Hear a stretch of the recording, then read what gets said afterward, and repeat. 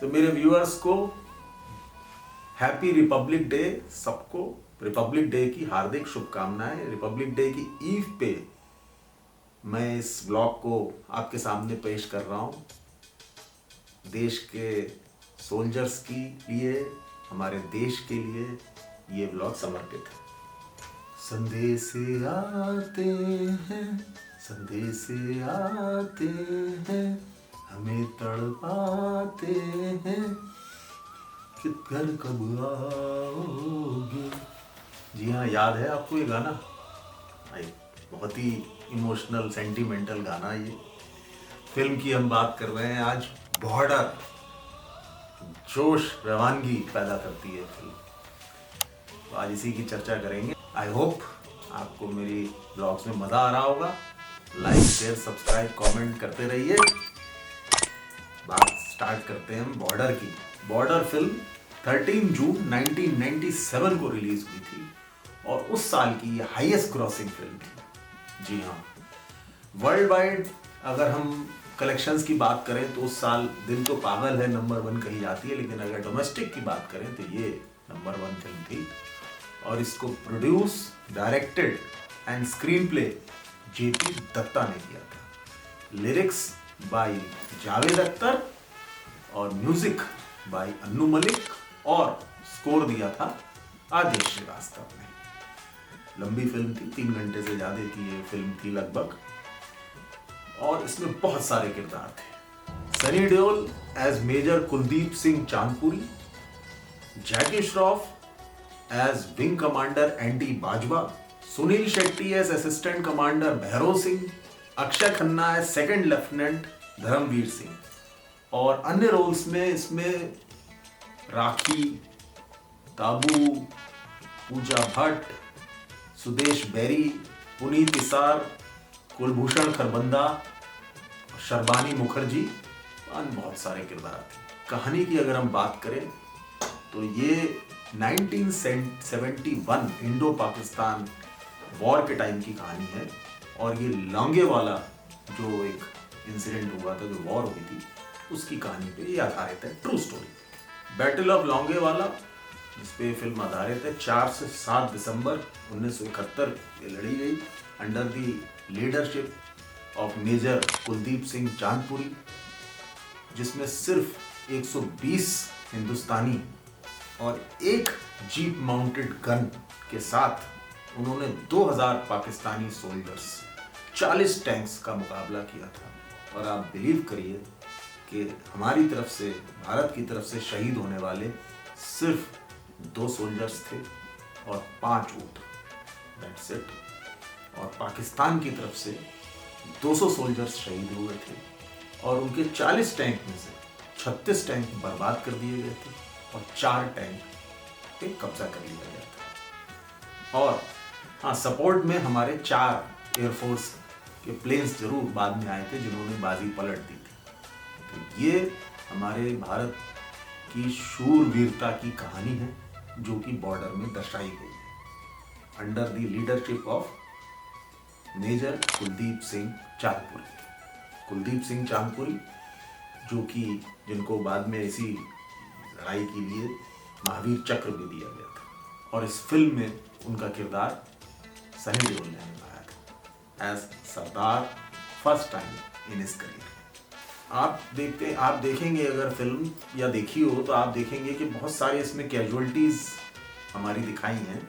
ये actually film को बनाने के लिए एग्जैजरेशन है, लेकिन असलियत जो है वो फैक्ट वो यही कहता है कि सिर्फ हमारे यहाँ से 2 शहीद हुए थे। कहानी का आइडिया कहाँ से आया? कहानी जो है एक्चुअली ये जेपी दत्ता के छोटे भाई दीपक दत्ता की कहानी है, जो 1971 वॉर का हिस्सा थे। और उन्होंने ये कहानी जेपी दत्ता को सुनाई थी, अपने बड़े भाई को, और जेपी दत्ता ने ये कहानी डायरी में नोट करी थी। उनको ये इंटरेस्ट था कि मैं जब कोई फिल्म बनाऊंगा तो मैं इसको ज़रूर इस्तेमाल करूंगा।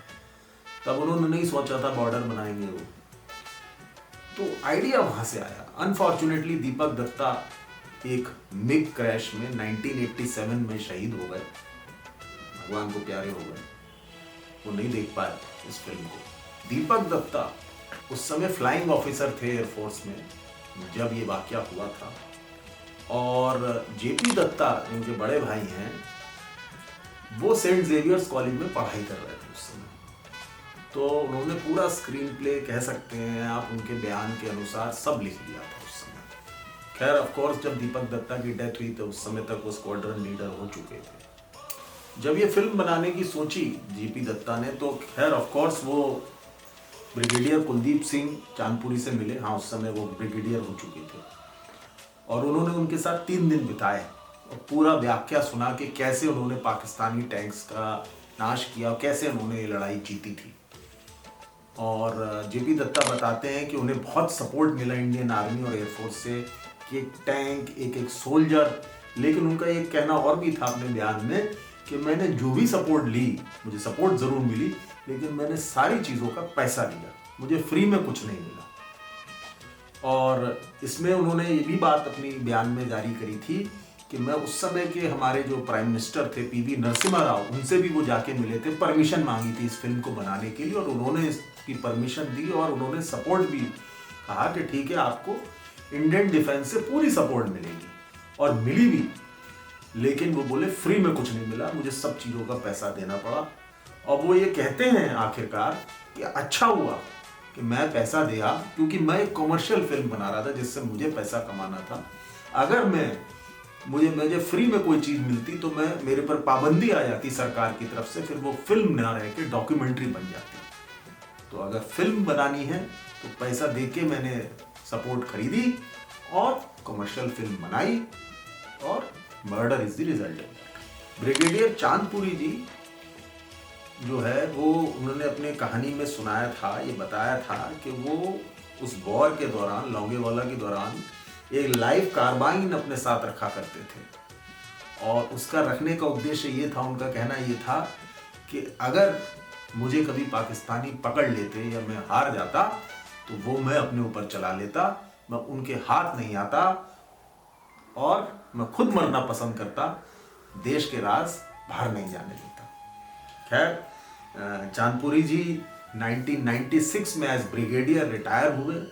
उसके बाद लोक सेवा में वो चंडीगढ़ म्यूनिसिपल कमीशन में एज काउंसलर उन्होंने 2006 से लेकर 2011 तक काम भी किया और अनफॉर्चुनेटली 2018 में कैंसर की लड़ाई लड़ते लड़ते वो भगवान को प्यारे हो गए। भैरव सिंह जिसका किरदार सुनील शेट्टी ने निभाया है वो फिल्म में शहीद होते हुए दिखाए हैं, लेकिन असल में जिंदगी में जिंदा है। ये फिल्म के लिए किया गया। सिमिलरली पुनीत इसार जिन्होंने सूबेदार रतन सिंह का किरदार निभाया था और जिनको भी शहीद दिखाया था फिल्म में, वो भी उसमें शहीद नहीं हुए थे। वो इनफैक्ट 2016 में एट द एज ऑफ 92 उनकी डेथ हुई। धर्मवीर सिंह भान जिसका कैरेक्टर अक्षय खन्ना ने निभाया है, इनफैक्ट जब ये फिल्म बन गई और उसमें उनको शहीद दिखाया और वो भी जिंदा थे, तो सेंसर बोर्ड ने इस पे ऑब्जेक्शन करा कि आप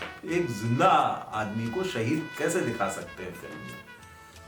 तो जेपी दत्ता ने रियल धर्मवीर सिंह जी से मुलाकात करके उनसे रिक्वेस्ट करी कि आप एक लेटर फैक्स कर दीजिए मुझे कि मुझे इस बात से कोई आपत्ति नहीं है कि मुझे शहीद दिखाया जा रहा है फिल्म में, सो दैट मेरी फिल्म पास हो जाए किसी तरीके से। उन्होंने ये बात अपने बयान में कही कि मैं उस समय बड़ा नासमझ था, मुझे लगा इसमें कोई बुराई नहीं है और मैंने जो है वो फैक्स कर दिया और अल्टीमेटली वो फिल्म सेंसर से पास हो गई। संदेशे आते हैं फेमस सॉन्ग जो इतना बड़ा हिट हुआ, उसके लिए सिर्फ 2 दिन मिले थे अन्नू मलिक को क्योंकि समय नहीं था किसी कारणवश, और आप बिलीव करेंगे अन्नू मलिक ने इसकी ट्यून कुछ घंटों में ही बना दी थी और सोनू निगम और रूप कुमार राठौर को एक ही केबिन में खड़ा हो करके गवा के इस गाने को रिकॉर्ड कर लिया गया। एक और गाना जो फिल्म के एंड में है, मेरे दुश्मन मेरे भाई, वो गाना जेपी दत्ता ने अपनी जिद पे उस फिल्म की एंड में यूज किया।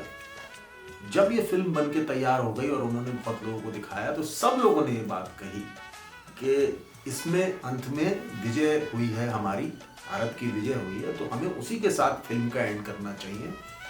लेकिन जेपी दत्ता एडमेंट थे कि मैं ग्लोरीफाई नहीं करना चाहता वॉर को। वॉर सबके लिए बुरा है, लड़ाई सबके लिए बुरी है, और मैं उसी को दर्शाना चाहता हूँ। लड़ाई हमने जीती जरूर, लेकिन ये अच्छी नहीं है, ये सबके लिए बुरी है। उस गाने के माध्यम से उन्होंने जो है वो मैसेज देने की कोशिश करी, और वो बात दर्शकों तक पहुंच गई और लोगों ने इसको बहुत पसंद किया। ये सिर्फ और सिर्फ जेपी दत्ता का दिमाग था। इस फिल्म के साथ एक बहुत बुरी ट्रेजेडी भी एसोसिएटेड है।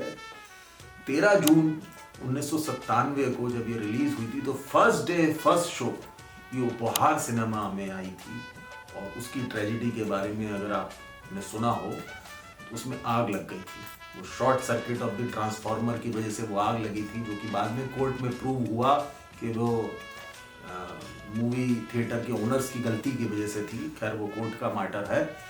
उसमें 59 लोगों की डेथ हुई थी और 100 से ज़्यादा लोग घायल हुए थे धुआं जाने की वजह से। इसके ऊपर एक वेब सीरीज भी बाद में बनी है, अभय देओल की थी, 2023 में आई थी, trial by fire. Sunil Shetty ने इस फिल्म में काम करने से मना कर दिया था। जी हाँ, पहले उनको लिया गया, फिर उनको लगा कि मैं नहीं करूँगा। फिर ये रोल ऑफर हुआ अरमान कोहली को। अरमान कोहली उस समय इतना बड़ा नाम नहीं थे, खैर आज भी उतना बड़ा नाम नहीं है। और फिर प्रोड्यूसर को समझ में आया कि नहीं, ये सुनील शेट्टी से ही रिक्वेस्ट करनी चाहिए। फिर दोबारा उनके पास ये फिल्म आई और फिर जाके वो राजी हुए और इसमें फिल्म में काम किया। अक्षय खन्ना वाला जो रोल था वो इनफैक्ट बहुत सारे लोगों को ऑफर हुआ। आमिर खान, सलमान खान, अजय देवगन, अक्षय कुमार, सैफ अली खान, सब लोगों ने इस रोल को मना कर दिया था। उसके बाद फिर से ये रिक्वेस्ट करी गई अक्षय खन्ना से कि आप ही इस रोल को करें, और उन्होंने इस बात की हामी भरी और उन्होंने रोल किया, जो उनके लिए बहुत फायदेमंद हुआ। इनफैक्ट उनका डेब्यू इससे 2 महीने पहले ही एक फिल्म आई थी इनकी, हिमालय पुत्र, उसमें उनका डेब्यू हुआ था। तो इनके लिए मेजर फिल्म जो है ये बॉर्डर ही बनी, क्योंकि हिमालय पुत्र इतनी नहीं चली। जैकी श्रॉफ वाला जो रोल है वो ओरिजिनली संजय दत्त करने वाले थे, लेकिन संजय दत्त को अगर आपको याद हो उस जमाने में कि मुंबई अटैक्स में जेल सेंटेंस हो गई थी, वो जेल जाना पड़ा था उन्हें, तो इसलिए जो है ये रोल फाइनली जैकी श्रॉफ ने फिर किया। सनी देओल और जेपी दत्ता की आखिरी फिल्म थी। उससे पहले वो उनकी कुछ फिल्मों में काम कर चुके थे, जैसे डकैत, यतीम, परमानेंट फिक्सचर थे। लेकिन हुआ यूं कि इनकम टैक्स अथॉरिटीज ने सनी देओल के फादर धर्मेंद्र से डॉक्यूमेंट्स मांगे ऑडिट के लिए, और धर्मेंद्र, क्योंकि धर्मेंद्र भी बहुत सारी फिल्मों में जेपी दत्ता के साथ काम कर चुके थे, तो उन्होंने जेपी दत्ता को फोन करके ये कहा कि आप जो है मेरी जो पुरानी फिल्मों के पेमेंट्स हैं आपके साथ, उनकी स्लिप्स भेज दीजिए, मुझे इनकम टैक्स वालों को दिखानी है। खैर जेपी दत्ता को ये लगा कि अगर मैं वो पेमेंट दिखा दूंगा तो मैं ही ना फंस जाऊं, तो उन्होंने आनाकानी करी और वो स्लिप्स अंत तक नहीं भेजी। ना भेजने की वजह से धर्मेंद्र ने तो वो मैटर किसी ना किसी तरह से सुलझा दिया इनकम टैक्स अथॉरिटीज से, लेकिन अनबन हो गई, और अनबन का नतीजा ये हुआ कि उन्होंने फिर दोबारा कभी साथ में काम सनी देओल ने नहीं किया। मथुरा दास का जो किरदार है उसके लिए ओरिजिनली जेपी दत्ता आसिफ शेख को काम देना चाहते थे। आसिफ शेख जो आजकल वेब सीरीज में और सीरियल्स में बहुत पॉपुलर भी हैं, जिन्होंने सलमान खान के साथ बहुत सारी फिल्में करी। खैर कुलभूषण खरबंदा ने, वो जब उनसे बात नहीं बनी तो कुलभूषण खरबंदा ने मामिक सिंह का नाम इनको सजेस्ट किया कि आप, वो लड़का है और उसने आमिर खान के साथ बहुत बढ़िया काम किया है, जो जीता वही सिकंदर में, आप उसको लीजिए।